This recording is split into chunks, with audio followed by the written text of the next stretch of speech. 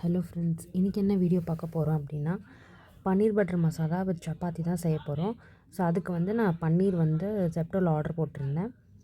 இப்போ நம்ம ஃபஸ்ட்டு சப்பாத்திக்கு மாவு பிசைஞ்சிடலாம். ஸோ தேவையான அளவுக்கு மாவு எடுத்துகிட்டு சால்ட் ஆட் பண்ணிவிட்டு நான் தண்ணி கொஞ்சம் கொஞ்சமாக ஆட் பண்ணி ஸோ இதில் உங்களுக்கு ஒரு டிப் நான் ஷேர் பண்ண போகிறேன். நம்ம தண்ணி போர் பண்ணிவிட்டு உடனே நம்ம பிசைஞ்சு அது வச்சிடக்கூடாது. ஃபஸ்ட்டு தண்ணி ஃபுல்லாக கொஞ்சம் கொஞ்சமாக ஆட் பண்ணி கொஞ்சம் உதிரில் இருக்கணும். அந்த மாதிரி ஸ்டேஜில் வச்சுட்டு அது ஒரு 10 மினிட்ஸ் நல்லா ஊறட்டும். அந்த மீன்வைல் நம்ம பன்னீர் பட்டர் மசாலாவுக்கு ரெடி பண்ணிடலாம். ஒரு பேனில் கொஞ்சம் பட்டரும் ஆயில் சேர்த்துட்டு கட் பண்ண பன்னீர் க்யூப்ஸை நம்ம ஃபஸ்ட்டு நல்லா சாட்டே பண்ணிட போகிறோம். நல்லா ஃப்ரை பண்ண உங்களுக்கு வேணுன்னா நீங்கள் மேரினேட் பண்ணி கூட ஆட் பண்ணிக்கலாம்.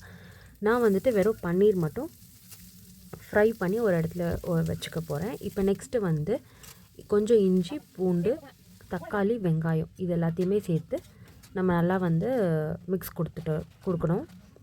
உங்களுக்கு வேணும்னா நீங்கள் கொஞ்சம் வாட்டர் கூட ஆட் பண்ணிக்கலாம். இது கூடவே நான் கொஞ்சம் ஸ்பைசஸ் மட்டும் ஆட் பண்ணிக்கிறேன். க்ளோவ், காடமம், அப்புறம் கொஞ்சம் அந்த பிரியாணி மசாலா அந்த ஸ்பைசஸ் எல்லாமே ஆட் பண்ணிவிட்டு அப்புறம் பிரிஞ்சி இலை இது எல்லாமே சேர்த்து நல்லா ஒரு ஃப்ரை கொடுத்துட்டு இதை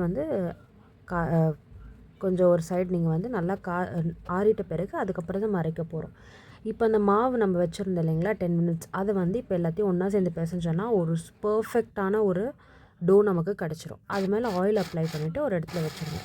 இப்போ நம்ம அந்த ஆற வச்சுருந்த அந்த மிக்ஸ்சரை மிக்ஸி ஜாரில் போட்டு அரைச்சிட்டு இப்போ நம்ம எடுத்துகிட்டு வந்துட்டோம். இப்போ ஃபஸ்ட்டு மெயின் இன்க்ரீடியண்ட்டே பட்டர் தான். நான் கொஞ்சம் பட்டர் அப்புறம் கொஞ்சம் கீ ஆட் பண்ணிக்கிறேன்.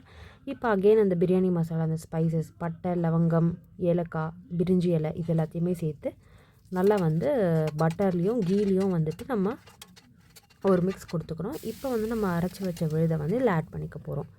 இது நல்லா கொதி வரணும். நமக்கு கூட கொஞ்சமாக இஞ்சி பூண்டு பேஸ்ட், மிளகாத்தூள், வீட்டு மிளகாத்தூள், அப்புறமா தனியாத்தூள், சோம்புத்தூள், கரம் மசாலா, காஷ்மீரி மிளகாய்த்தூள் இது எல்லாத்தையுமே சேர்த்து நல்லா ஒரு மிக்ஸ் கொடுத்துக்கோங்க. அந்த பச்சை வாசனை எல்லாமே போகணும்.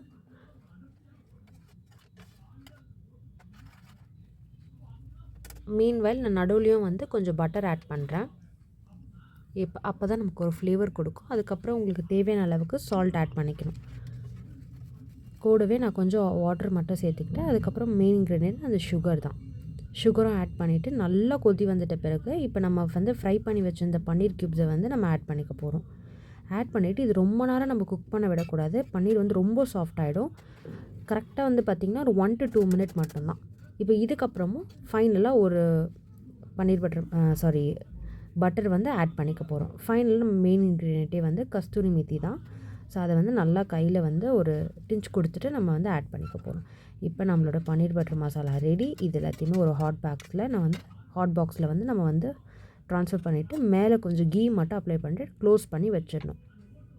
ஸோ அந்த கீயோட ஃப்ளேவர் நமக்கு ஃபுல்லாகவே ஸ்ப்ரெட் ஆகிருக்கும். ஸோ நம்ம சப்பாத்தியும் ரெடி, பன்னீர் பட்டர் மசாலாவும் ரெடி. ரொம்ப பர்ஃபெக்டாக வந்திருந்தது. நீங்களும் கண்டிப்பாக ட்ரை பண்ணிவிட்டு கமெண்ட் செக்ஷனில் கமெண்ட் பண்ணுங்கள். தேங்க்யூ, பாய்.